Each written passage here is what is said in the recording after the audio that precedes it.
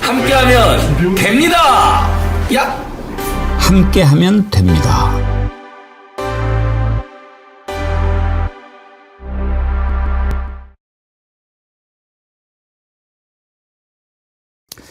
여러분 안녕하십니까? 백운기입니다.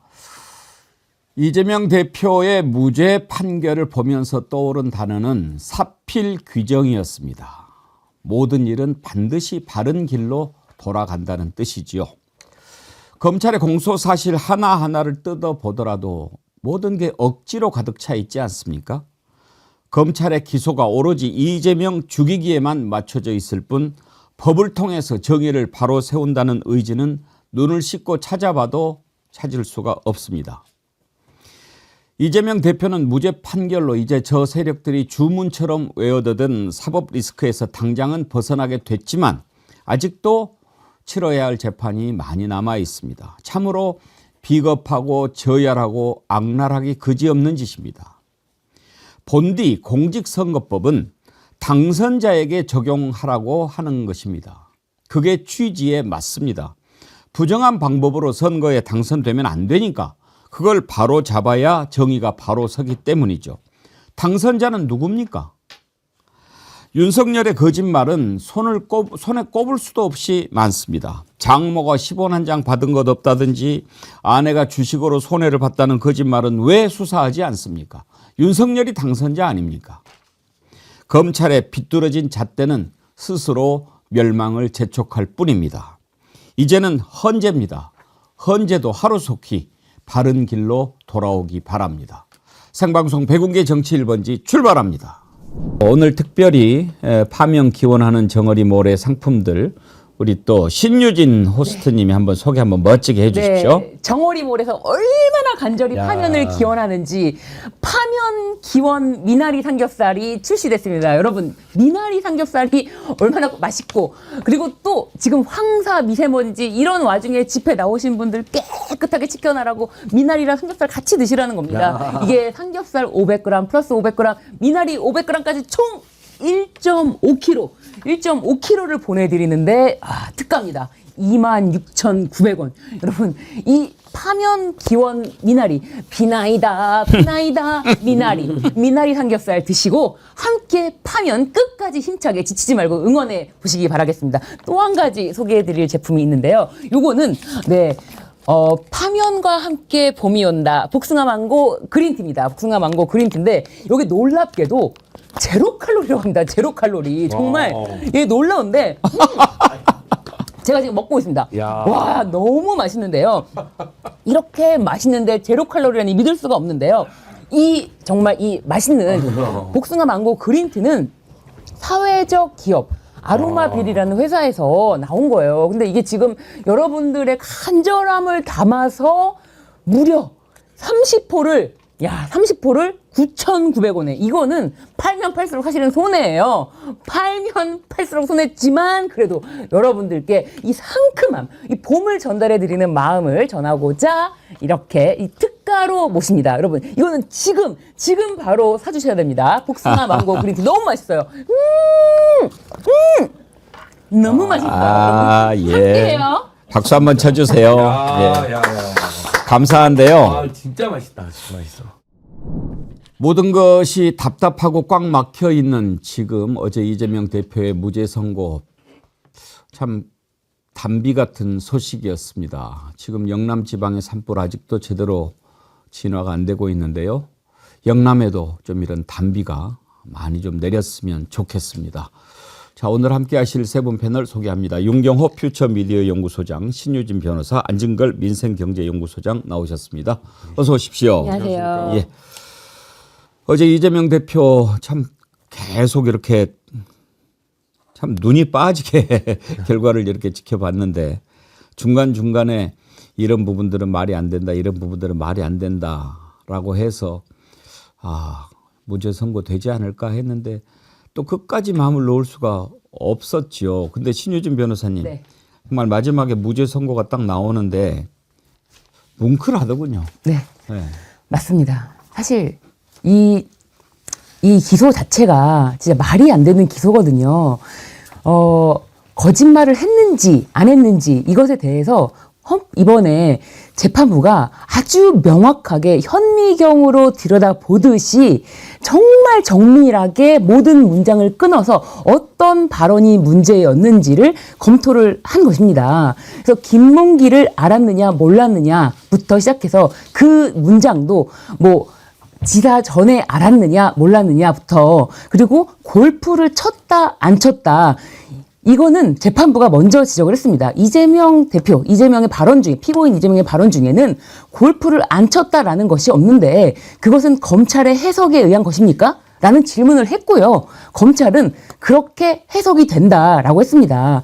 그러면 어떤 사실에 대해서 기소를 할 때 검찰이 자신이 생각해 보니까 이렇게 해석이 되기 때문에 이거는 기소를 해야 된다. 이 자체가 말이 안 되는 거였습니다. 저는 사실은 재판부에서 그렇게 지적을 했을 때부터 이것은 1심에서 잘못 판단된 것이고 검찰이 해석한 부분을 1심에서 그대로 판단해 주었구나.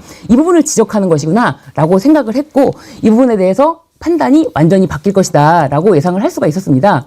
그런데 이제 백현동 관련해서는 과연 백현동 관련해서 판단이 어떻게 할 것이냐가 이제 남은 백현동 관련 사건과도 연결이 되기 때문에 이 부분이 사실은 명확함에도 불구하고 마음 졸이면서 기다렸던 부분입니다.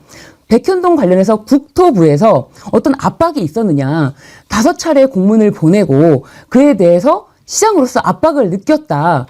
그런데 이것을 어떻게 표현하느냐 압박을 느꼈습니다라고 한 것이 아니고 협박으로 느꼈다라고 했을 때 과연 이것이 과연 처벌 대상인가 이것이 과연 거짓말로 허위 사실관계를 말한 것인가 그것이 아니라는 것입니다. 이런 것은 과장된 표현으로서 의견 표명일 수 있지 이것이 어떤 사실관계에 대한 발언이 아니다라고 명확하게 해주었다는 것. 그래서 모든 사실을 깨끗하게 판단을 해서 이재명 대표의 발언 하나하나가 거짓이 없었다고 판결했다는 것. 이게 굉장히 큰 의미가 있다고 봅니다.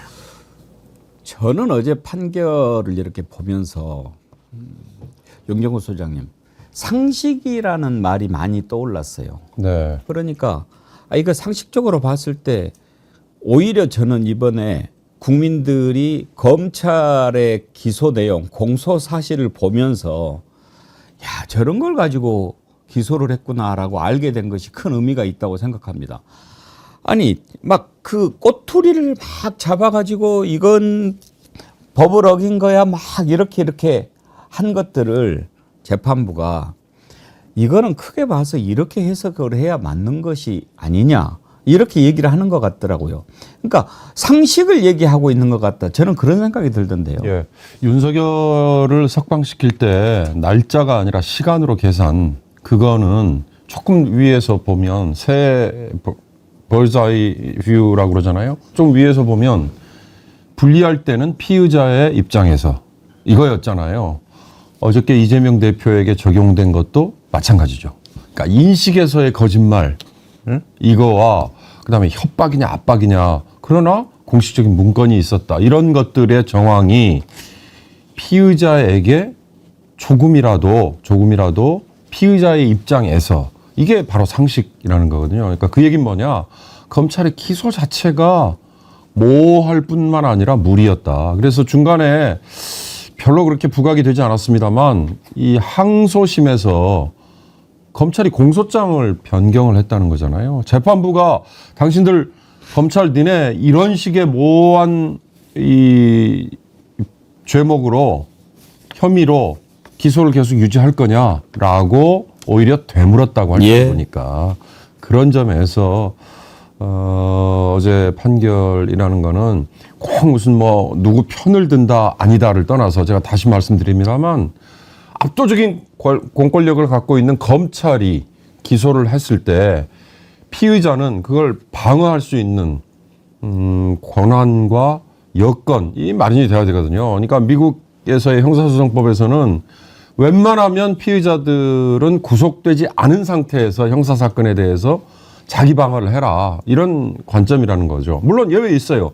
현행범 또는 살인 사건에 대한 경우, 그러니까 중범죄인 경우 예외는 있습니다. 그러나 대부분의 형사사건에서는 바로 그런 점, 분리할 때는 피해자의 관점에서 어저께 이재명 대표에게 적용된 게 바로 그거다. 굳이 하나만 추가하자면요. 그럼 윤석열은 지금 아까 말씀하셨잖아요. 뭐 장모 뭐 한 푼도 먹은 적 없다부터 시작해서 선거 기간 중에 캠페인 중에 토론에서 했던 여러 거짓말은 그거는 어떻게 되죠? 2018년에 이재명 대표가 이미 경기도지사 선거 때 선거법 위반으로 대법원까지 가서 무죄 판결을 받았을 때요. 그때 대법원의 논리가 뭔지 아세요? 표현의 자유가 숨 쉴 수 있는 최소한의 공간. 이게 보장이 돼야 된다. 이런 얘기를 했거든요. 선거에서의 토론은 바로 그런 거예요. 그걸 다 어제는 상식으로 다시 뒤집어준 그런 결이다. 저는 그렇게 봅니다. 아니 그리고 본디 공직선거법을 만든 이유는 부정한 방법으로 선거에 당선되면 그 사람 국회의원 안 되게 하려고 그리고 뭐 또 대통령 안 되게 하려고 왜 부정한 방법으로 당선되면 안 되지 않습니까? 그래서 공직선거법이 있는 것이죠. 그런데 당선된 사람을 대상으로 적용돼야 될 공직선거법인데 당선된 놈은 가만히 놔두고 낙선된 사람을 이것저것 있는 것 없는 것 다 끌어모아가지고 그것도 말도 안 되는 논리를 갖다 붙여가지고 기소를 하고 끝까지 제거하려고 하고 바로 그랬던 것이 검찰이라고 하는 것을 이번에 보여준 거 아닙니까? 저는 이번에 서울고법 형사 6부 최은정, 이예슬, 정재호 부장판사 정말 상식적이고 현명한 법관이라고 생각하는데 이 부분에 대해서는 조금 생각을 달리합니다. 이제 검찰의 공소권 남용은 아니라고 본다. 그렇게 했더라고요. 저는 이게 재판부의 센스였다고 생각합니다. 왜 하도 저렇게 난리를 피우고 랄지를 하니까 그래 너네들 뭐 공소권 남용이라고까지는 안 할게. 얼마든지 기소해. 법원에서 바로 잡을 테니까. 이렇게 재판부의 센스라고 생각하지만 그래도 더 준엄하게 짚을 건 짚어줬어야 되는 거 아닌가. 이렇게 공소권을 남용하면 안 된다. 검찰 너네들 만약에 하려면 당선자를 상대로도 조사하고 그래야 되는 거 아니냐. 그랬으면 저는 더 준엄하지 않았을까 그런 생각이 들던데요. 안정걸 소장님. 맞습니다. 그러니까 너무 상식적인 판결을 내린 것뿐이고 이분들마저도 보수적인 재판부입니다. 그래서 검찰의 공소권 남용이라든지 정적 제고용으로 먼지털이식으로 발언 하나하나 다 찾아가지고 기소한 거에서 따끔하게 혼을 내줬어야 되는데 오히려 그것은 면죄부도 줬고 또 우리가 보기에 국정감사 발언은 분명히 불리한 처분을 받지 않는다고 되어 있는데 이분들이 굳이 그걸 또 찾아갖고 처분과 처벌은 다르다고.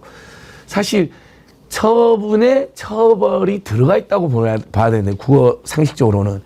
그래서 정치검찰에게 상당히 또 한편 면죄부를 줬다. 이런 아쉬움이 듭니다. 그리고 지금 국힘당에서 이채은정, 이예슬, 정재호 재판부를 엄청 공격하는데요. 말이 안 되는 게 이분들이 정치검찰과 국힘당이 아주 칭찬을 많이 했던 재판부입니다. 그 여러분 고발사주 기억나시죠? 1심에서 유죄 나왔잖아요. 이분들이 항소심에서 무죄를 선고한 분들. 그랬죠. 예. 예. 손준성 검사, 윤석열하고 한동훈이 시켜가지고 예. 윤석열, 한동훈 비판하는 사람들, 김건희까지 비판하는 사람들 고발 사주했던 거. 그거 말도 안 되는 판결이었습니다. 근데 우리는 아쉬워하고 말았죠. 근데 그때는 막 찬사를 보내더니 이제는 이 재판부를 죽일 것처럼 달려듭니다. 그런 재판부니까 권성동 원내대표가 재판하기 하루 전에 맞습니다. 이재명 대표는 무조건 승복해야 된다. 뭐 승복 선언해라 막 이렇게 이야기하지 않았습니까? 맞습니다. 그랬다가 딱 선고나니까 뭐라고 이야기합니까? 이따가 들어보겠지만요. 예. 그러니까 나경원도 그 어떻게 사망 선고리라고 그렇게 목소리 높여놓고 이제 와서 자기 남편도 판사면서 좌파 사법부가 장악했다는데 자기 남편은 그러면 춘천지방법원이 어떻게 됩니까? 좌파가 장악한 정말 말도 안 되는데 그다음에 이 재판부가 보니까 또 그 판결도 최강욱 전 의원 유죄 판결도 내렸더라고. 사실 그 의원 사무실에 인턴으로 온 건 사실이거든요. 근데 그 시간의 차이를 가지고 허위 사실이었다고 인정하는 건데 아니 본인들도 사법연수원에 있을 때 1년 차에는 2주 2년 차는 6개월 동안에 봉사 15를 하는데 그 시간 다 채우는 사람 없습니다. 그거 제가 담당자고 잘합니다. 없습니다. 예, 그거 허위사실로 다 하면 사법부 전체가 다 거의 90%가 처벌받아야 되는데 그렇게 엄격하게 오히려 보수적으로 판단했던 재판부거든요. 그러니까 저는 오히려 이분들이 아니 허위사실하면 뭔가 이 사람이 학력을 허위로 발표를 했다거나 예전에 실제 초등학교 나왔는데 고등학교 나왔다고 해서 의원직을 잃은 사례가 있습니다. 그다음에 그 유명한 나경원 본인 중앙대하고 서울대 학력 2개 속여가지고 지난 총선, 이번 총선 말고 지난 총선에서 허위사실 유포로 유죄가 선고됐었거든요. 근데 본인은 빠지고 보좌관이 알아서 했다라는 황당한 논리로 보좌관만 기소돼서 유죄가 났는데 허위사실은 바로 그런 것들을 그 재판하는 법입니다. 학력을 속였다거나 아니면 재산이 100억인데 서민 동네에서 100억이면 내가 문제될 것 같다. 10억이라고 거짓말 쳤거나. 근데 이러면 발언. 선거법 취지도 원래 돈은 묻고 말은 푸는 거잖아요. 아니 발언. 내가 압박감 느꼈다. 협박감 느꼈다. 아니 이걸 어떻게 처벌합니까? 개개인의 관계에서도 신 변호사님하고 제가 신 변호사님이 저한테 엄청 친하다고 소문내고 다니는데 나는 재판장에 가고 글쎄요. 저는 그렇게 친한 느낌 못 받아요. 얘는 이런 걸 처벌하겠다는 거거든요. 그런 법이 어디 있습니까? 이번에 정말 그러니까 매우 보수적인 재판부지만 그분들마저도 이건 아니다라고 딱 짚어준 게 굉장히 상식의 보수 진보가 어디 있습니까? 이건 그러니까요. 상식이죠. 강효숙님, 굿모닝입니다. 간만에 숨이 트입니다. 이제부터 쭉 직진일 것입니다. 요즘 길거리에 붙은 국민의힘 인간 같지도 않은 정신 나간 것들이 걸어놓은 프레카드만 봐도 온몸에 소름이 돋습니다. 헌재는 이번 일을 계기로 인용이든 탄핵이든 결과 상관없이 해체하고 국민 손에 맡겨야 합니다. 탄핵의 그날까지 고고싱 하셨는데 참 오랜만에 상식에 맞는 그런 판결이 나와서 국민들이 많이 좀 힘을 낼 수 있을 것 같습니다. 자, 어제 이재명 대표 무죄 선고 받은 후에 나와서 했던 발언을 한번 들어보시죠.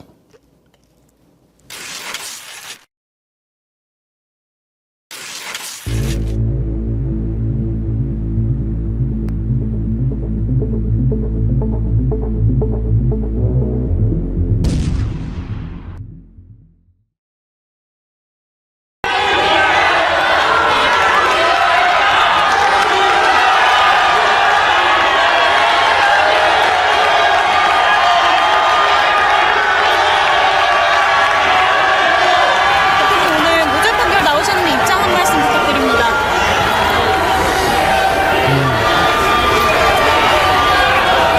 진실과 정의에 기반해서 제대로 된 판결을 해주신 재판부에 먼저 감사드립니다.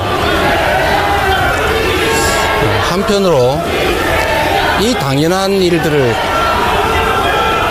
이끌어내는데 이 많은 에너지가 사용되고 국가 역량이 소진된 것에 대해서 참으로 황당하다는 생각이 듭니다. 이 검찰이 또 이 정권이 이재명을 잡기 위해서 증거를 조작하고 사건을 조작하느라 썼던 그 역량을 우리 산불 예방이나 아니면 우리 국민들의 삶을 개선하는 데 썼더라면 얼마나 좋은 세상이 됐겠습니까?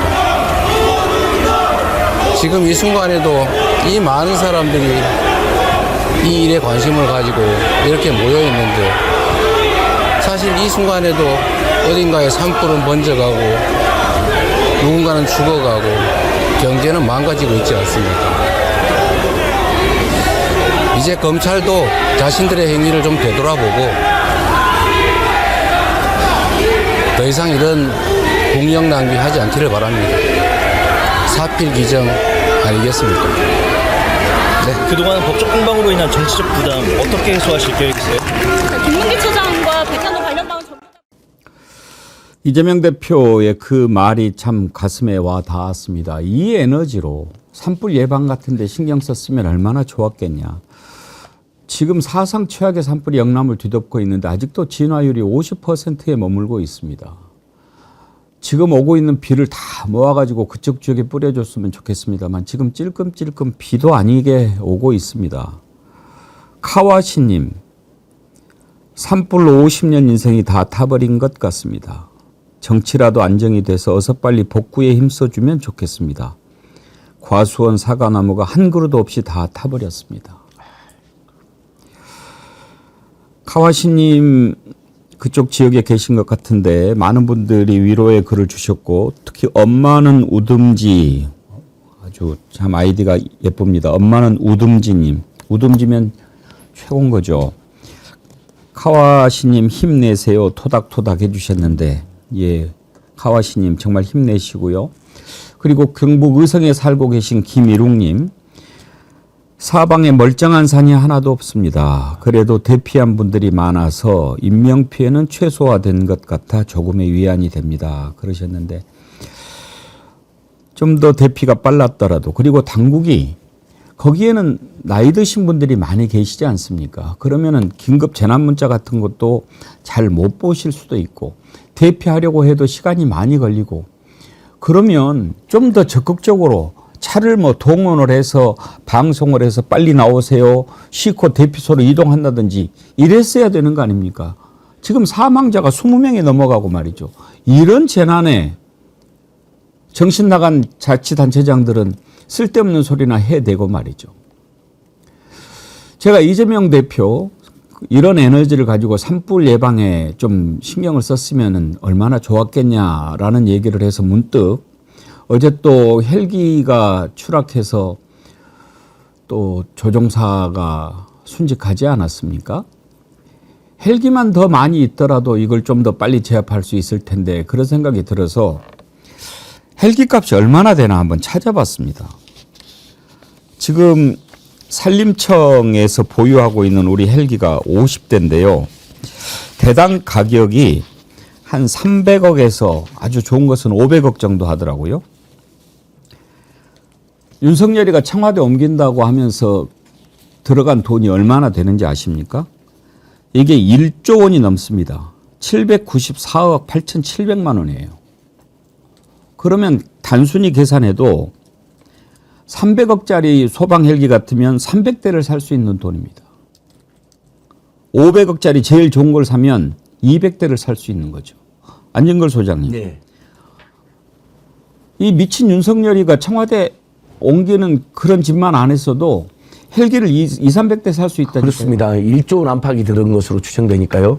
지금 제가 또 어떤 기사를 살펴보고 있냐면 안 그래도 야당에서 작년 상임위에서 산림 헬기 산불방 예산을 최소 300억 이상을 늘리자라고 했는데 내가 계산 잘못했네. 200~300대가 아니고 2~30대죠. 아, 그 1조로 치면요. 예.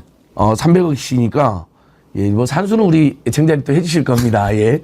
그러니까 그 헬기의 비용이 많이 드는데 그나마 그래도 헬기하고 산불 예방으로 최소 300억을 증액해서 상임위에서 통과를 시켰는데 여러분 갑자기 윤석열 내란 수계가 비상계엄을 저지르면서 그 예산이 물거품된 거로 지금 팩트가 체크가 됐습니다. 예산 심의가 중단돼 버려가지고요. 그러니까 이 12.3 내란이라는 것은 저희가 억지로 깨맞추는 게 아니라 너무나 크고 너무나 깊은 상처와 고통을 준 겁니다. 경제적 손실만 지금 최소 300조에서 900조 이게 사태가 길어지니까 1조 아니 1000조 원대 달한다는 분석이 나오고 있는데 그 외에 12.3 내란 사태로 증액됐어야 될 예산이 증액되지 않은 문제까지 포함되면 그 우리의 피해는 너무 심각한 것이죠. 예. 지금 산림청 헬기 외에 산불 현장에 다목적 소방 헬기, 군 헬기도 투입되고 있는데 이게 담수량이 1000리터에서 2000리터 정도밖에 안 된답니다. 그러니 뭐 찔끔찔끔 하는 수준이죠. 그런데 좀 우리가 과학기술이나 이런 데에 더 많이 투자를 했더라면 인공강우 같은 것도 좀 개발을 해서 산불이 일어나면 거기에 탁 뭐 비를 오게 한다든지 뭐 좀 이런 방법을 진작에 좀 마련을 했으면 어땠을까 막 이런 답답함도 생겨요. 강우 정도면 얼마나 좋겠습니까? 근데 그 헬기 조종하신 분의 인터뷰 중에 그게 있어요. 물을 실으러 갔다 오는 순간에 와 보니까 불이 더 번져 있는 그때 그 당혹함. 아, 정말 너무 힘들었다. 이번에 추락한 헬기는 또 30년 된 거잖아요. 그러니까 소방 헬기 지금 쓰이고 있는 것 중에 상당수가 기억나십니까? 노태우 정부 시절에 당시 소련과의 수교, 그 이후에 경제 지원. 그때 소련에게 제공했던 경제 지원에 대한 대가로 우리가 나중에 회수가 안 되거든요. 그 회수 때 소련이 만들었던 옛날 헬기, 그걸 도입해다가 그걸 산불 진화용으로 바꿔서 쓰고 있어요. 근데 문제는 뭐냐? 이게 너무 노후화된 데다가 부품 조달이 안 된다는 거예요. 예. 오래된. 그러니 거기에 맞는 부품이 없으면 소용이 없는 거 너무나 자명한 이치 아니에요. 그리고 수리온 헬기 기억나세요? 수리온 헬기 군용으로 개발을 했지만 실제로 이걸 쓰려고 실전에 투입하려고 하다 보니 약간의 문제들이 있어서 불안하거든요. 이걸 또 산불용 헬기로 또 바꿨어요. 그러니까 무슨 얘기냐? 우선순위에서 계속 밀린다는 거죠. 그렇죠. 그리고 기억나세요? 문재인 정부 때 해낸 것 중에 하나가 소방직의 국가공무원화. 그 전까지는 소방직 전부 지자체 산하에 쪼개 있었어요. 그러니까 그런 시스템에서는 이 산불 진화형 헬기 우선순위 부여받기 어려웠던 거죠. 아까 우리 안진걸 소장께서 윤석열 정부 들어서 예산 삭감 말씀을 하셨는데 그 이전에 이렇게 한번 일을 겪고 나면 여기에 우선순위를 조금 더 부여해야 된다는 걸 뒤늦게 이제 감지할 텐데요. 이게 사후 약방문이기는 합니다만 그럼에도 불구하고 앞으로 이제 봄마다 우리 이번에는 의성 그다음에 경상북도 쪽이지만 간성, 양양, 양간지풍으로 그쪽에도 항상 심각하잖아요. 불이 심각했었습니까? 아니 화면으로만 보다가 자기 눈앞에서 자기 집이 타는 것을 보고 그러는 분들이 어떠겠습니까? 더군다나 그 나이 드신 분들 모시고 이장이 이렇게 대피를 하는데 온통 연기가 자욱해서 앞이 보이질 않아요. 보이질 않으니까 그냥 아는 길로 이렇게 가는데 도랑으로 차가 빠집니다. 빠져나오질 못하고 그 차 안에서 돌아가시는 거예요. 지금 보통 난리가 아닙니다. 이 사상 최악의 산불인데요. 나라에서 뭐가 중요한가? 국민의 생명과 재산을 보호하는 것보다 더 중요한 일이 뭐가 있습니까? 그럼 이런 산불이 나면은요, 어떻게 됩니까? 지금 물론 헬기 도입하는 비용이 비싸지만 간단하게 산소를 해봐도 2022년에 산불로 일어나서 피해를 본 게 얼마인가 했더니 1조 3,400억이에요. 여기에 비하면은 헬기 값은 그야말로 껌값인 거죠. 지금 2022년 피해인데 이번 이 사상 최악의 이 피해는 거의 뭐 환산할 수 없을 정도입니다. 이런 것에 대비를 했어야 되는데 그런 걸 대비를 하나도 하지 않고 쓸데없는 데만 이것만 가지고도 이제는 진작 탄핵됐어야 됩니다. 신유진 변호사님. 맞습니다. 지금 이재명 대표는 자신의 재판이 끝나자마자 이 산불 걱정으로 인해서 안동으로 가서 제 지역들 주민들을 만나고자 지금 저렇게 갔는데요. 지금 우리 정부 여당이 과연 있는 것인지 행정부가 있는 것인지 의문스러울 정도로 지금 여기에 미흡한 대책을 세우는 게 아닌가 그런 생각이 저는 듭니다. 진짜 온 국력을 모아서 나라를 지키려고 하는 것에는 이런 산불 진화도 포함이 되어야 되고요. 지금 한덕수 총리는 사무실에 앉아서 행안부 장관 대행 경북에서 상주에서 총괄 지휘하라. 아니 본인이 책임지고 여기에 대해서 총괄 지휘를 하려고 내려가서 거기에서 아예 이게 진화될 때까지 올라오지 않겠다 이런 모습을 보여줘도 시원찮은 마당에 행안부 장관 대행 내려가서 총괄 지휘하라. 이게 지금 제대로 된 대통령 권한 대행의 모습인가요? 이게 행정부가 제대로 돌아가고 있는 모습인가요? 이거 지금 국민들이 신뢰할 수 없는 것은 정부 여당의 이런 무능하고 무책임한 모습을 계속 보여주고 있기 때문에 하루빨리 이 정부를 빨리 새로 구성해야 된다 이런 생각이 더 들끓을 수밖에 없는 것입니다. 정말 너무 이 답답함이 너무 지금 막 가슴에 차오르는데 사실 오늘 아침에 비가 조금 내리는데 이 비가 제발 단비가 되어서 제발 경북 지역에 이 산불 진화에 조금이라도 도움이 됐으면 좋겠다라고 했는데 사실 크게 이걸 진화할 정도는 못 됐다고 합니다. 그럼에도 불구하고 이 약간의 단비 같은 비로 인해서 진화를 조금은 도움이 될 수 있기를 바라는 마음입니다. 오늘 아침에 그 우리 안진걸 소장과 임세은 소장이 쓴 퇴진하라 이 서문을 다시 한번 읽어보면서 그런 생각이 들었는데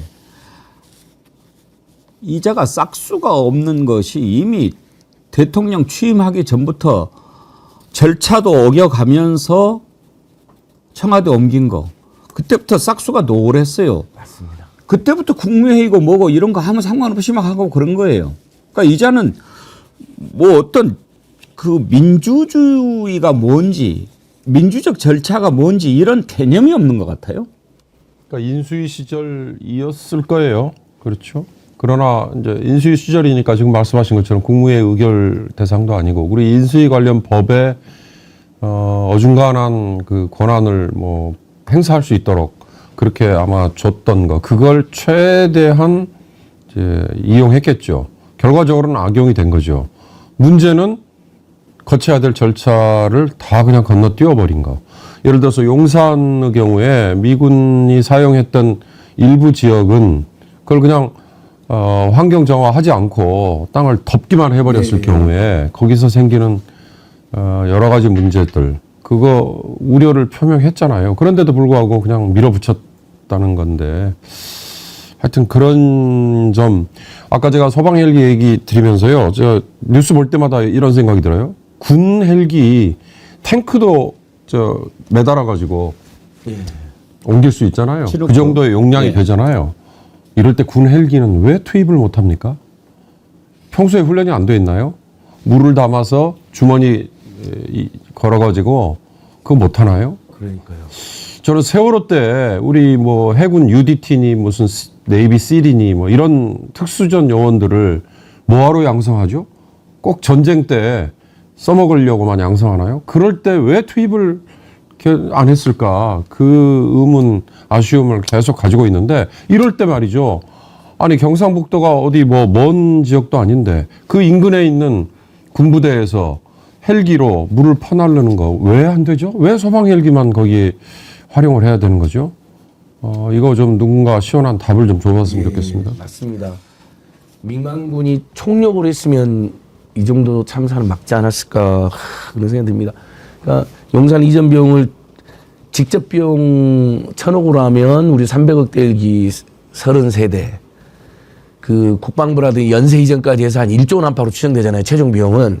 그러면 300억 헬기를 333대를 더 살 수도 있는 건데 그게 뭐 꼭 다 헬기는 아니어도 얼마나 우리 국민의 삶에 그러니까 그때부터 모든 게 꼬이기 시작한 거죠. 그것이 또 이태원 참사도 악영향을 끼쳤고 인수위에서 그것부터 하니까 당연히 국정의 우선순위 국민의 삶의 개선은 다 뒤로 밀리고 그러놓고는 그 안에서 인수위 며칠 만에 용역에서한테 줘갖고 솔양평 고속도로부터 종점부터 변경하는 그런 짓거리를 했거든요.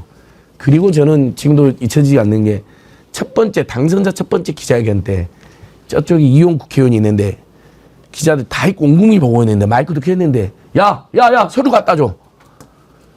그 얼마나 국민을 보기를 앞에 기자들이 수백 명 있는데 머릿속에는 김건희, 최원순을 그 자기 일가의 비리를 비화하고 특혜를 주고 국회의원도 야야 반말하면서 오만방자한 그런 태도로 용산을 마음대로 무속신앙으로 옮겼겠죠. 돈이 1조 원 안팎이 들었는데 그 돈 또 어디로 다 흘러갔을까요? 저는 파면되자마자 제일 먼저 이 부분부터 그때 인수에서 왜 그런 짓것들을 했는지 그것도 우리가 반드시 밝혀내는 봅니다. 카와시님 또 글을 보내셨는데 밭에 나갔다가 우라통이 치밀어 올라 견디기 힘들어서 하염없이 울기만 했네요. 소나무 울창한 산도 잿더미만 남고 송이 채취는 살아생전 불가능할 것 같고 창고에 쌓인 비료들도 다 녹았네요.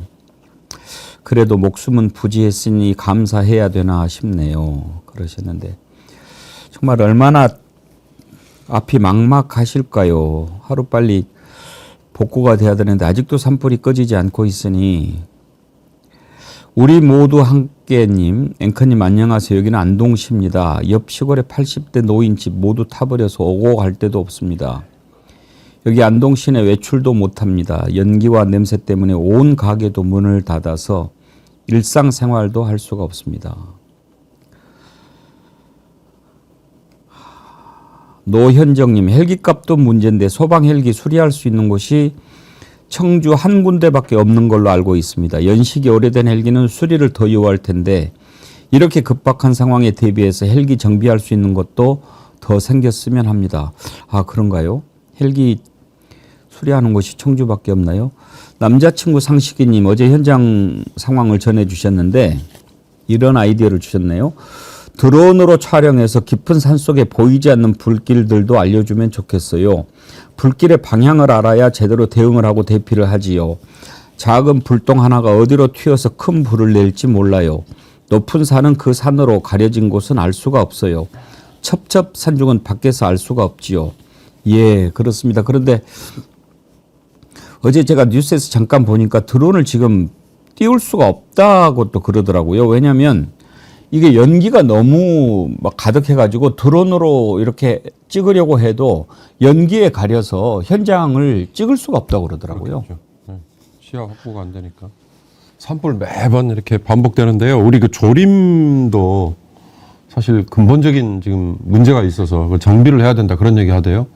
화렵수와 침엽수 얘기하지 않습니까? 근데 소나무를 비롯한 침엽수가 오히려 불쏘시개 역할을 한다잖아요. 그리고 너무 촘촘하게 심어져 있는 이것도 그러니까 평소에 이런 것들이 한번 일을 겪고 나면 지금은요 빽빽하게 심어져 있는 나무가 오히려 더 바람직하지 않다는 거잖아요. 그러면 과감하게 베어내기도 하고 뽑아내기도 하고 그런 좀 과학적인 사후 대책 이런 것들이 좀 강구가 됐으면 좋겠어요. 지금 뭐 이 정부가 쓸데없는데 돈 쓰고 있다는 것 그거 비난하면서 산불 소식도 짚어봤는데 팩트 체크는 하나 해야 되겠습니다. 아까 윤경호 소장님이 군 헬기 투입 물어보셨는데 국방부가 대형 산불 현장에 현재까지 군 병력 5,000명 그리고 군 헬기 146대를 투입했다고 밝혔네요. 군에서 헬기 투입은 했는데 제가 자료를 찾아보니까 지금 군 수송 헬기 치누크를 이용해서 진화 작업을 하는데 이게 원래 또 소방 헬기하고 좀 다르잖아요. 치누크는 1만 리터 물 주머니를 달 수는 있는데 안전상 문제로 절반 무게 정도만 든대요. 네. 그러니까 아무래도 이제 소방 전용 헬기하고는 좀 다르겠죠. 김지우님, 김일웅님 그리고 영남에 계신 여러분들 재난에 안타깝습니다 하면서 슈퍼챗 5만 원 보내주셨는데 감사합니다. 언제나 해피님, 정재호, 이예슬, 최은정 이 세 분의 정의로운 판사님께 깊은 경의를 표합니다. 상식과 정의가 통하지 않는 암울한 현 시국에 빛과 소금이 되어주셨습니다. 외부 억압과 협박에도 굴하지 않고 용기 있는 법조인의 모습을 보여주신 세 분 재판관님 이름을 현수막 제작해서 집에 걸어두려고 합니다. 감사합니다. 사랑합니다 하면서 슈퍼챗 5만 원 보내주셨는데 언제나 해피님께도 감사의 말씀 드립니다. 이재명 대표 무죄 판결이 나니까 국민의힘 완전히 붕괴가 됐죠. 멘붕이 됐죠. 근데 저는 이걸 보면서 또 우스운 게 권성동 원내대표가 그 전날 뭐라고 이야기했습니까? 이재명 대표 무조건 승복해야 된다고. 그것부터 먼저 한번 들어보시죠.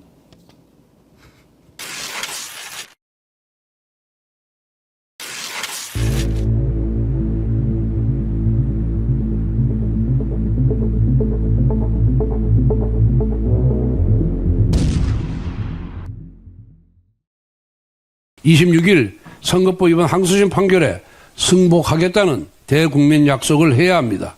그리고 대규모 소요 사태를 부추기는 장애 투쟁을 즉각 중단하고 국회로 돌아와야 합니다. 이것이 바로 내전 종식의 첫걸음입니다.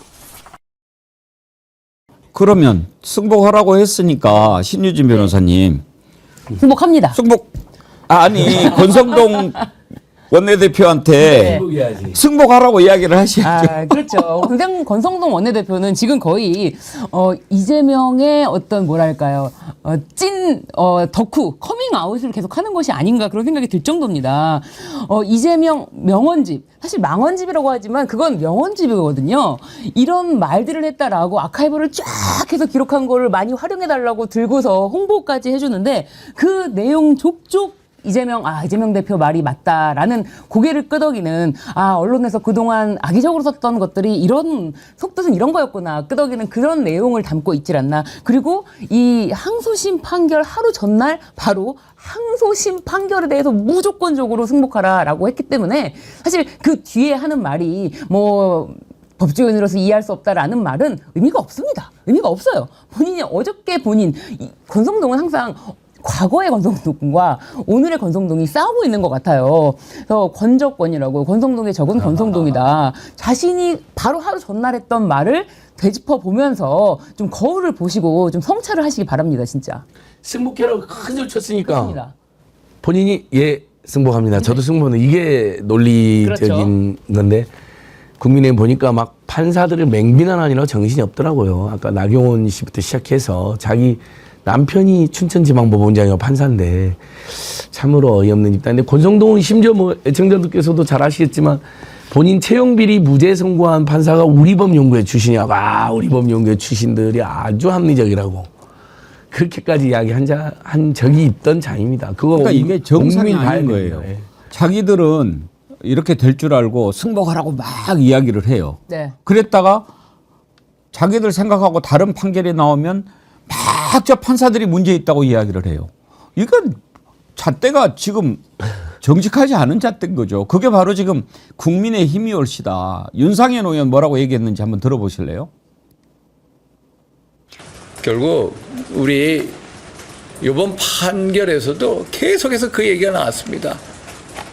이모 판사, 정모 판사, 뭐 우리법 연구회 소속이고 뭐 정치 편향적이다. 이 얘기가. 아니 그러면 지난번에 손준성이 무죄는 어떻게 이야기를 해야 됩니까? 예. 최 판사 얘기는 좀 쏙 뺐잖아요. 예. 그러니까 그 흔히들 말할 때 그 메시지보다는 메신저를 공격하는 그 커뮤니케이션 이론의 그런 거 있잖아요. 그게 사실은 궁색하거든요. 왜냐하면 나중에 논리의 일관성은 싹 사라져버리고 때에 따라서 그때는 맞았고 지금은 틀리다. 이제 이런 논리로 가는 거니까 결국 저런 얘기들이 자기네 지지층 뭉친 거 그건 도움이 되겠죠. 그러나 합리적이고 이성적인 판단을 하는 중도층 그들에게는 무조건 외면당한다는 걸 왜 모를까 안타깝습니다. 손준성을 무죄 판결하고 최강욱 전 의원을 유죄 판결할 때는 와 양심적이고 대단한 재판부다고 칭찬했던 자들입니다. 그리고 그 성향상 이재명도 분명히 최소한 동일한 판결이 나올 거라고 얼마나 본인들이 큰 소리 쳤어요. 근데 이 재판부가 아까도 말씀드린 아무리 보수적인 재판부여도 사람이 토론회나 국정감사에서 한 말, 본인의 느낌, 그것도 기억, 이걸 어떻게 처벌하냐. 거짓말을 처벌하는 게 아니라 선거법은 허위의 사실을 유포하는 걸 처벌하는 거든. 사실이 있어야 돼, 사실. 근데 여기는 느낌, 기억 이런 것만 있으니까 판사들도 아마 처벌하려고 그랬을 거예요, 이 사람들도. 근데 양심상 도저히 이건 아니다 하고 결론 내리지 않았을까요? 네. 그리고 이제 2심 항소심에서 사실은 공소기각 판결을 안 해주는 것에 대한 아쉬움이 있다라고 생각하실 수도 있지만 저는 오히려 항소심에서 이것은 공소기각이 아니라 우리가 적용을 하겠다. 공직선거법 적용을 해서 판단을 해보겠다라고 하면서 오히려 세밀하게 검토해서 판결을 내린 것이 이거는 매우 결과적으로는 좋다. 왜냐하면 대법원은 법률심입니다. 그래서 법률 적용을 잘했다 잘못했다를 바로 판단할 수가 있고 만약에 공소기각으로 이 사실 판단을 안 해버리면 이거 공소기각은 하면 안 돼. 이거 제대로 판단을 해야 돼. 라고 대법원이 쉽게 이거는 공직선거법 형사처벌 이거는 검토해야 된다라고 파기환송할 수 있는 어떤 기회를 줄 수 있는 거거든요. 빌미를 줄 수 있는 것. 그렇기 때문에 굉장히 그 부분이 어떻게 보면 대법원까지 갈 때까지도 대법원에서 판결이 나올 때까지도 어떻게 보면 조마조마할 수 있는데 그렇지가 않고 모든 거를 깔끔하게 판단을 해줬고 대법원 법률심에 대해서 이건 뒤집힐 수가 없는 판결이다. 이렇게 보시는 것이 더 정확할 것 같습니다. 예, 그래서 3개월 이내에 네. 3개월 이내에 빨리 대법 선고해라. 국민의힘이 지금 633 얼마나 난리를 피웠습니까? 그래서 항소심 재판부가 사실은 지금 1심 선거법이 진행되는 사건도 많거든요. 근데 이 항소심 재판부가 저도 상당히 보수적이 생겼던 게 그 3개월을 딱 거의 지켜버린 거 아닙니까? 이 사람들 이상한 마음 먹었나? 이렇게 걱정했는데 정말 꼼꼼하게 해갖고 전 대법원에 빨리 3개월 전에 빨리 했으면 좋겠어요. 대법원 했습니다. 이분들이 지금 선고문을 보면요. 너무나 이게 왜 허위사실 유포가 아닌지를 잘 정리해놔서 대법에서도 이견을 제기하기 어려울 거예요. 네. 빨리 그냥 무죄로 확정해 주시라. 그 아까 판사 공격 얘기하는데 제가 간곡하게 한 말씀만 드리면 국민의힘이든 또는 그 지지자들이든 또는 보수 진영이든 판사 개인의 출신 지역, 출신 학교 이걸 가지고 그럴 줄 알았다는 등 그런 유치하고 정말 저열한 비난과 비판은 하지 마세요. 그건 박정훈 대령 그 의로운 일을 할 때 이준석 의원이 나와서 했던 얘기가 저는 지금도 박정훈 대령에 대한 검색 중에 박정훈 고향 그거부터 쳐본 검색어가 검색어 1위에 올랐더라. 이준석이 그렇게 얘기해서 저는 깜짝 놀랐어요. 뭔 말인가 봤더니 포항 출신이시더만요. 거기에는 뭐가 담겨 있습니까? 그러니까 어느 지역일 것이다라는 식의 예단, 또 그걸 가지고 하는 공격. 정말 그렇게 누워서 침뱉게 하는 거예요. 그건 서로가 수준을 떨어뜨리는 행동입니다. 근데 아직도 그런 생각을 하고 있는 자들이 있지요. 노상원이가 그 HID 요원들 뭐 이렇게 꼭꼭 그 계엄 대비해가지고 뽑을 때 전라도는 빼라고 그랬잖아요. 그러니까요. 아니 아까 그 윤상현도 저기 우리 윤경호 소장님 잘 지적해 주셨지만 판사가 3명인데 3명을 다 부르는 게 아니라 최고 판사 뺐잖아요. 그분은 영남 출신이니까 또 빼는 거예요. 이런 비열한 짓 하면 안 되죠. 그리고요, 저희들이 분석하기로는 호남 출신 판사님들이 너 호남이어서 봐줬지, 호남이어서 진보적으로 했지라는 것 때문에 더 보수적인 판결을 하는 거로 저희는 분석을 해요. 그러니까 맞지도 않아요. 그 특정 지역이 특정하게 진보적 판결한다? 사실도 아니에요. 오히려 더 보수적인 판결이에요. 자기 검열 더 심해가지고. 법원 판단의 영역은 아니지만 정말 일반 국민들이 상식적으로 봤을 때 이번에 검찰이 기소한 내용들을 한번 보십시오. 뭘 가지고 문제를 삼았습니까? 골프 쳤냐 안 쳤냐? 안 쳤다라는 것이 거짓말이니까 유죄다. 나 그때 성남시장으로 있을 때 그 사람을 잘 몰랐다. 하위직급까지 어떻게 다 기억하냐. 저와 보낸 사람만 또 수백 명인데. 그런데 그 거짓말이다. 이런 걸 거짓말이라고 해가지고 기소를 하는 것도 우습거니와 구형을 법정 최고형을 때려요. 얼마나 황당합니까? 거기다가 그러면은 윤석열이 거짓말했던 거 대표적인 것만 몇 가지 꼽아볼까요? 장모 최은순. 장모가 사기를 당한 적은 있어도 누구한테 10원 한 장 피해준 적 없다. 어떻게 됐습니까? 이 최은수는 349억 원 통장 잔고 증명서 위조한 걸로 대법원에서 유죄가 확정됐어요. 증거가 딱 나와버린 겁니다. 네, 맞습니다. 김건희 뭐 구약 성경 다 외웠다 이런 것은 그냥 뭐 문제 안 삼겠습니다. 도이치모터스 주가 조작 의혹과 관련해서 4달 정도 맡겼는데 손실을 봐서 돈을 빼고 절연했다. 이렇게 얘기했습니다. 23억 원 버는 거 밝혀졌잖아요. 학력 위조 이런 것도 그냥 넘어갑시다. 그랬는데 누가 당선됐어요? 공직선거법은 당선된 사람을 들여다보는 것이 합당하지 않습니까? 그게 법의 취지 아닙니까? 그랬는데 이렇게 수많은 거짓말을 하고 입만 열면 거짓말하는 자가 대통령 됐다고 이것은 다 넘어가고 떨어진 사람 이것저것 캐내가지고 말도 안 되는 걸로 엮어서 기소하고 그래서 검찰 해체가 정답이라는 말입니다. 그런데도 아직도 미래를 버리지 못하고 대법원 가면 뒤집힐 거다 이런 얘기를 하는 걸 보면서 혀를 찰 수밖에 없습니다. 권영세 비대위원장 얘기 한번 들어볼까요? 지금 항소심 법원의 논리를 잘 이해할 수가 없어요. 대법원에서 바로잡힐 수 있다 이렇게 생각을 합니다. 그리고 바로잡혀야 된다 이렇게 생각. 저 정신부터 바로 잡아야죠. 신유진 변호사님, 네. 대법원 아까 얘기하셨는데 네. 대법원에서는 새로운 증거 채택도 안 하고 네, 그렇습니다. 오로지 법률로만 딱 맞습니다. 따지잖아요. 네, 맞습니다. 이 항소심에서 인정한 사실관계에 대해서 판단하는 것이 아니고 법률심이기 때문에 어디까지나 이런 법률 적용이 맞다 틀리다 이것만 판단하는 것이 대법원입니다. 그렇기 때문에 항소심에서 명확하게 사실관계를 확정한 것에 대해서 왈가왈부하는 것이 아니기 때문에 대법원에서 이 사건이 이 판결이 항소심 판결이 뒤집힐 일이 없다. 그렇기 때문에 권영세 비대위원장이 뭐 바로잡힐 수가 있다라고 생각한다는 거는 그냥 본인의 희망사항이고 이렇게 말을 해야 된다라는 것이지 조금도 사실에 근거하지가 않습니다. 지금까지 14명인가? 뭐 이렇게 2심에서 판결이 나가지고 대법원 가서 했는데 단 한 명도 파기환송된 전례가 없더라고요. 14명이 다 그대로 인정이 됐더라고요. 네, 그렇기도 하고 이게 지금 파기환송이라는 거는 그 법률 자체를 항소심에서 문제가 있게 적용을 했어야지만 그거를 들여다볼 수가 있는 거예요. 사실은 이재명 대표가 과거에 경기도지사 시절에도 이 허위사실 공표 이거로 공직선거법 위반 이거로 재판을 받았습니다. 1심에서 완벽하게 무죄가 나왔는데 항소심에서 정말 이것도 억지 그런 억지 세상에 억지가 없게 토론회에서 부실하게 답변한 것이 허위사실 공표다 라고 유죄 판결을 내린 것입니다. 대법원에서 이것에 대해서는 파기환송을 했습니다. 허위사실 공표라 함은 어떠한 사실을 말함으로써 발생하는 것이지 부실하게 설명했다고 해서 허위사실 공표를 할 수 없다. 이건 법률 적용을 잘못한 거다라고 해서 파기환송. 이거는 무죄 취지로 파기환송한 적이 있습니다.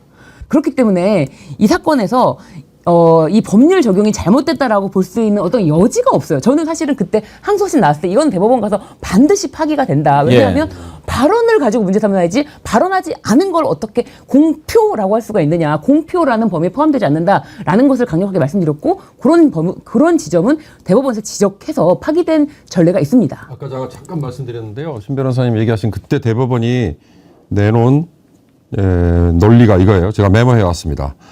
표현의 자유가 필요한 숨쉴 공간, 즉 법적 판단으로부터 자유로운 중립적인 공간이 있어야 된다. 토론 중 질문 답변이나 주장, 변론하는 과정에서 한 표현이 의도적으로 사실을 왜곡한 게 아니면 허위사실 공표에 해당되지 않는다. 이게 대법원이 그때 파기환송을 하면서 내놓은 법리입니다. 이번에 항소심에서 굉장히 꼼꼼하게 기존의 대법원 판례를 여러 군데 인용을 하면서 선고를 이제 판결문을 작성을 했기 때문에 대법원도 대법원의 판결을 따라서 이거를 하나하나 분석을 했구나라고 하는데 뭐 더 이상 이론을 달 수가 없지 않습니까? 그렇기 때문에 이거는 대법원에서 이거는 깨질 리가 없다라고 보시면 됩니다. 이번에 2심 판결 가운데 참 주목되는 것들이 몇 가지가 있는데 그중에 하나가 잘못된 것을 바로잡았다 하는 부분입니다.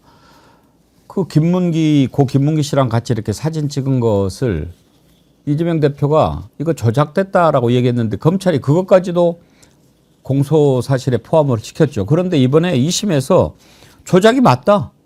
조작이다. 그렇게 얘기를 했어요. 지금 실제 원본 사진과 이 사진 딱 비교해 보십시오. 이 사진만 보면은 정말 모를 수가 없는 거죠. 그런데 원본 사진을 보면 몇 명입니까? 10명이네요.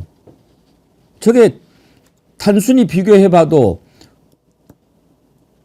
완전히 판단을 다르게 할 수 있는 부분 아니겠습니까? 안진걸 소장님. 맞습니다. 10명 또는 10몇 명 있는 사진을 저렇게 4명으로 딱 잘라가지고 해서 넷이 골프 쳤다라고 이렇게 주장하면서 마치 하이직원 한 분하고 특수관계처럼 몰아갔기 때문에 조작이라는 겁니다. 우리가 클로즈업하고는 다른 거죠. 클로즈업으로 예를 들면 이재명 대표의 사진이 이렇게 확대해가지고 이재명 대표 선글라스 뭔가 이런 의도라는 거잖아요. 저것은 본인들이 클로즈업을 하는데 형식적으로는 클로즈업을 차용했지만 내용적으로는 넷이 특수관계고 넷이 골프 쳤다고 몰아가려고 서로 특혜를 주고받는 관계로 몰아가려고 한 거기 때문에 재판부도 그 맥락을 다 확인하고 이렇게 하면 조작이 된다. 이렇게 정확하게 판결을 내려준 거죠. 저걸 올린 게 박수영 의원이라는 거죠? 예. 페이스북에. 이긴 전 성남시의원하고 박수영 의원이 올리면서 넷이 특수관계다, 골프 쳤다 이렇게 주장을 막 했죠. 예. 그 자들이 특수관계인 거죠.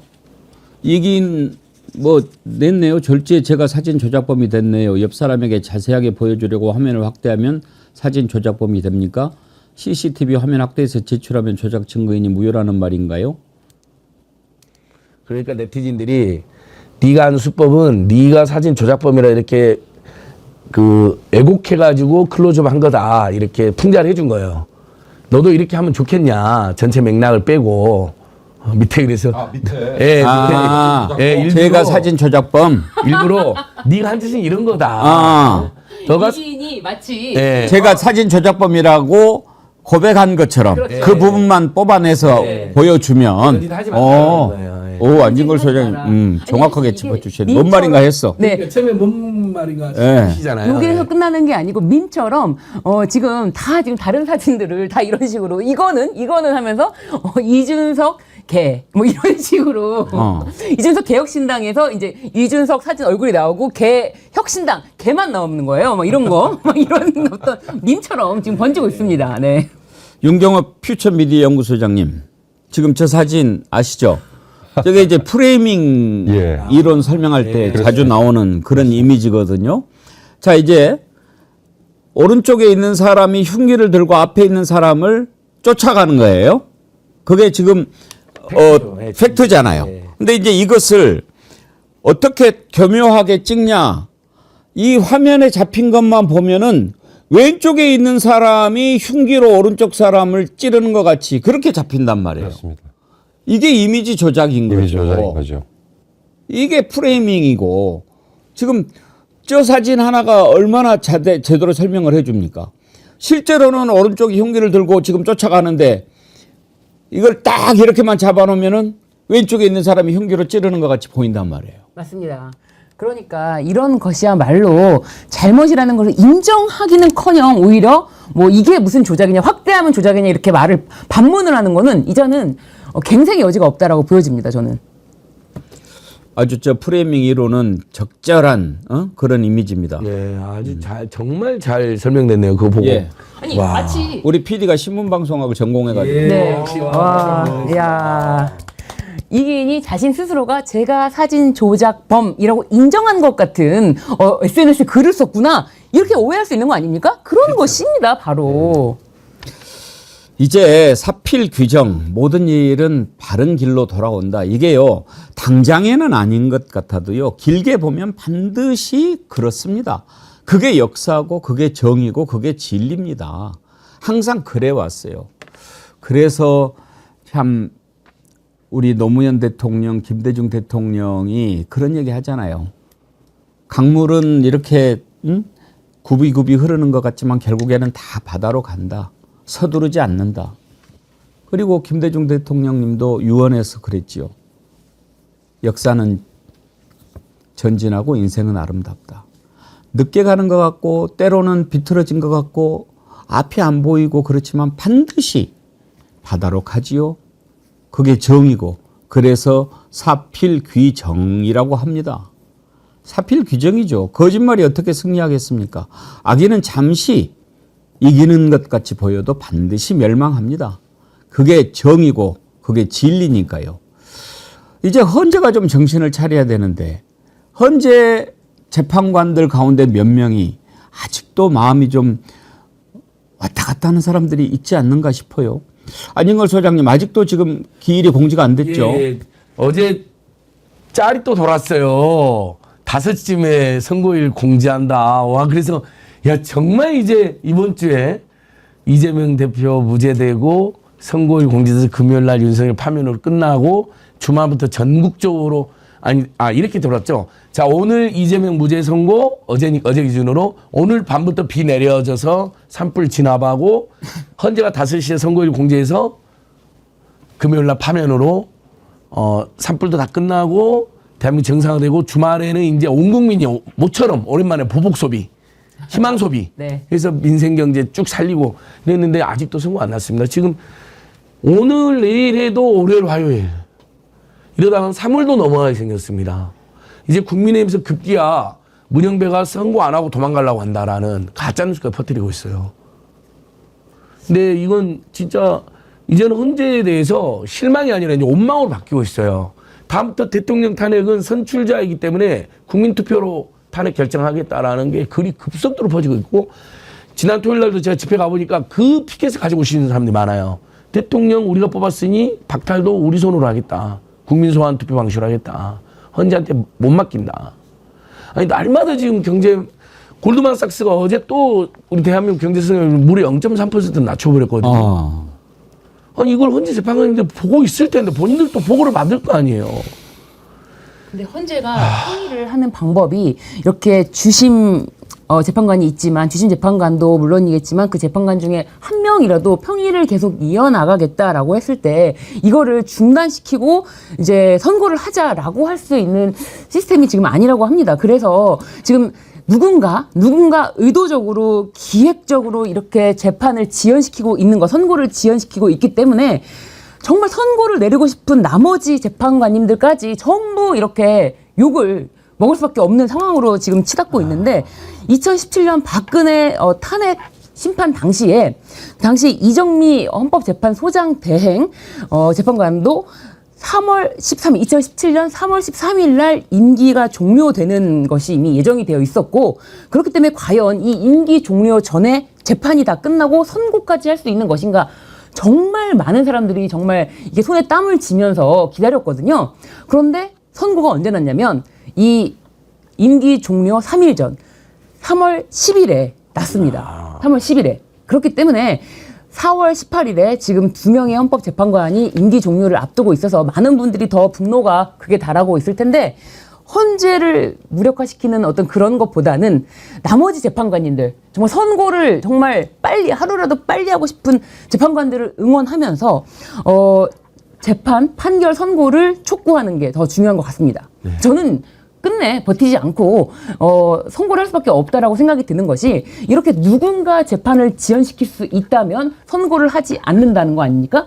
그렇다면은 이거는 반드시 파면을 선고해야겠다라는 재판관들도 분명히 있을 거예요. 예. 그렇다면 이분들도 윤석열 임기까지 나는 끝까지 이건 선고 못한다. 절대로 이거를 돌려보낼 수는 없다라는 결기를 가지고 계실 거라고 생각이 들고요. 그렇기 때문에 헌재 재판관들 모두 다라고 하면은 안 된다. 왜냐하면 그분들 중에는 그렇죠. 지켜줄 분이 반드시 있기 때문입니다.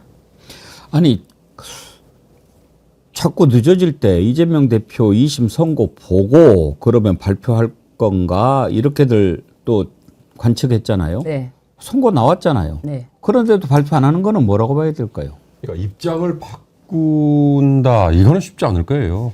이미 재판관들마다 기각인지 인용인지에 대한 입장이 있겠죠. 막 각하 의견을 낸 사람은 있을 거라고 저는 생각하지 않습니다. 변론 과정에 단 한 번도 문제 제기가 없었는데 각하 의견을 내는 정신 나간 재판관이 있을까라는 생각이 들고 그렇다면 각 기각과 인용 중에 입장을 바꾼다가 아니라 이 어떻게 보면 8명의 재판관 그리고 그 밑에 있는 연구관들이 논리를 인정할 수 있어야 되잖아요. 아무리 기각이든 아무리 기각이라는 얼토당토하는 주장을 펼치더라도 그걸 인정할 수 있어야 되는데 그게 지금 그 인정할 만한 납득할 만한 논리를 제대로 내놓지 못하고 있는 거 아닌가. 제 느낌은.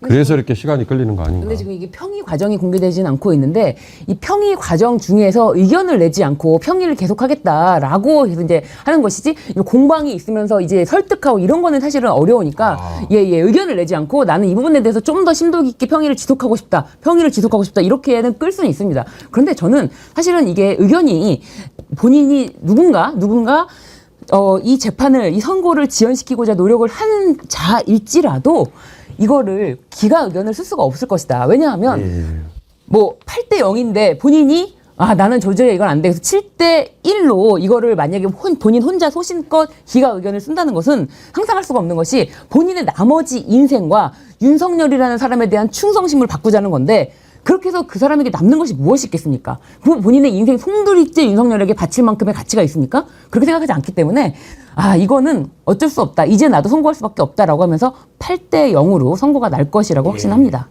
그 판사 출신 분들이 방송 이야기를 보니까 대쟁점이 5개고 그 5개 쟁점에서도 또 중소 쟁점이 엄청 많잖아요. 이번 거는요. 그래서 그걸 일일이 다 팩트 체크하고 논리 점검하고 그다음에 문구까지 서로 합의하면서 쓰다 보니까 지금까지 길어지는 거다. 판사 개개인이 특히 고위 판사일수록 문구 하나하나 다 점검한다. 그래서 무슨 한두 명이 시비를 거는 경우가 있을 수도 있겠지만 전체적으로는 그런 것보다는 8대 0이라는 결론 하에 완벽한 개개인 본인 8명 모두가 동의하는 표현을 모든 쟁점에서 물론 이제 일부는 동의 안 될 수도 있잖아요. 파면은 맞지만 5개 쟁점 중에 뭐 한두 개에 대해서는 시비를 건다거나 또 5개 쟁점 중에서 세부 쟁점에서 시비를 건다는 이것 때문에 오래 걸린다라는 분석도 있더라고요. 근데 그래도 너무합니다. 더 이상은 누군가 고의적으로 지연시키고자 계속해서 다른 재판관들이 선고를 내리지 못하도록 막고 있다라고밖에 볼 수가 없고 그 재판관이 뭐 누군지를 뭐 지적하는 것은 아니지만 그런 형국이라도 앞으로 선고를 미룰 수는 없다. 왜냐하면 자신이 미뤘다면 다른 사람도 미룰 수가 있는 것이고 그렇다면 윤석열 임기 끝날 때까지 미룰 수가 있는 것이고 그렇다면 이거는 대한민국을 대혼란에 이르게 하는 것이 헌재 자체가 되기 때문에 그런 일은 없을 것이다 라고 생각합니다. 헌재는 이미 많은 부분 국민들의 신뢰를 잃었지만 제가 헌재 너네들은 국민 신뢰 잃었다 이렇게 얘기하지 않으려고 합니다. 신뢰 잃은 김에 우리 뭐 이렇게 해버릴까 봐. 근데 정말 정신 차리세요. 절대 그 자기들이 30년간 판사를 하면서 쌓아 올렸던 그 명예를 그렇게 가볍게 버릴 분들이라고 생각하지 않습니다. 아이디 자연인 쓰시는 분요. 와. 현재 재판관님들 뭘 망설입니까? 국민의 소리를 들으세요. 후손들에게 어떻게 비상계엄이 위법이 아니다라고 말씀하시려고 합니까? 헌재의 권위를 잊지 마십시오. 당신들을 믿고 있는 국민들의 염원을 저버리지 마십시오. 이걸 다른 의견을 낼 수 있다라고 하는 생각을 저는 도저히 이해할 수가 없습니다. 그것 때문에 늦어지는 건 아니겠죠. 나중에 이게 다 공개가 된 다음에 왜 그랬는지는 좀 속 시원히 좀 알았으면 좋겠습니다. 지금 윤석열이 저지른 짓이 파면에 이를 정도가 아니라면 뭐가 그러면은 대통령을 파면할 사유가 됩니까? 이미 우리는 박근혜 대통령 탄핵시켜봤습니다. 파면시켜봤습니다. 그때하고 지금하고 비교가 됩니까? 모든 국민들이 다 보고 세계가 다 지켜봤지 않습니까? 그리고 나서도 거짓말로 일관하는 그 뻔뻔한 모습을 모든 국민들이 다 보지 않았습니까? 그러면 만약에 이런 자를 다시 복귀시키면 언제든지 계엄하고 마음대로 해라 이런 면허 주는 꼴 아닙니까? 그걸 어떻게 두고 볼 수 있습니까? 더군다나 지금 윤석열만 빼고 나머지 다 지금 구속돼서 재판받고 있는데 아마 1심에서 사형 아니면 다 항소 포기할 거예요. 왜? 윤석열이 다 사면해 줄 거니까. 그러면 없던 일 돼버리는데 그러면 나라가 어떻게 되겠습니까? 그건 말이 안 되는 짓이잖아요. 저는 도대체 지금 헌재가 미루고 늦추고 하는 이유를 이해할 수가 없어요. 거기에서 저는 상식이 탁 막혀요. 맞습니다. 그 한강 대가를 포함해서 문인 예, 440명이 내놓은 성명 중에 한 줄 논평. 저는 거기에 국민의 심정이 고스란히 담겨 있다 싶은 생각이 들어요. 딱 한마디. 아까 말씀하셨죠? 상식대로 따라가면 됩니다. 그러니까 윤석열이 대통령이었던 모든 날들이 고통이었고 수치였다라는 한 줄 논평도 있고 우리 한강 작가님은 자유, 생명, 평화 이 보편적 가치를 지키는 것은 윤석열 신속 파면이다. 노벨문학상 작가님이신데 굉장히 직접적으로 파면 호소하셨는데 방금 속보에 S&P가 너무나 전 세계 가장 유명한 신용평가기관인데 대한민국 경제 성장률을요 2.0%에서 1.2% 무려 0.8%를 낮춰버렸네요. 요런 것은 굉장히 이례적이거든요. 보통 0.1, 0.2 이렇게는 낮추는 경우가 있어도. 그러니까 지금 뭐냐면 대한민국은 망했다. 망하기 일보 직전이다. 니들 이 내란 사태 하나 정시 못 시키면 앞으로 1.2에서 더 내려간다. 트럼프는 관세 폭탄 던지고 지금 이거예요. 니들 뭐 하고 있는 거냐. 외국 기관들이. 피치도 얼마 전에 0.3% 낮췄다 그랬잖아요. 아유. 윌리엄님 헌재 일하라고 도시락 보내기 합시다. 밥 못 먹어서 일하게. 아니 그리고 지금 모든 국민들이 이렇게 초조해하고 밥도 못 먹고 있으면은 북한 놈이 했던 얘기 생각나네요. 목구멍으로 밥이 넘어갑니까? 맞습니다. 네. 지금 잠도 못 자고 다들 이러고 있는데 말이죠. 표고버섯이 조아님 오늘 중으로 내일 탄핵 선고한다 공지를 하고 근데 아직까지도 지금 공지 안 하는 거 보면 4월로 넘어가는 것 같은데 이게 4월까지 넘어갈 일입니까? 정말. 그러니까 이 모든 압박을 견디면서 버티고 있는 그 재판관, 저는 한 명이라고 봅니다. 저의 그냥 내피셜입니다만 한 명이라고 보는데 그 재판관이 이 모든 분노의 화살을 나중에 꼭 정말 받을 것이다. 반드시 밝혀야 합니다. 예. 그래도 제가 헌재 너네들 이제 안 믿어까지는 얘기 안 할 겁니다. 한번 봅시다.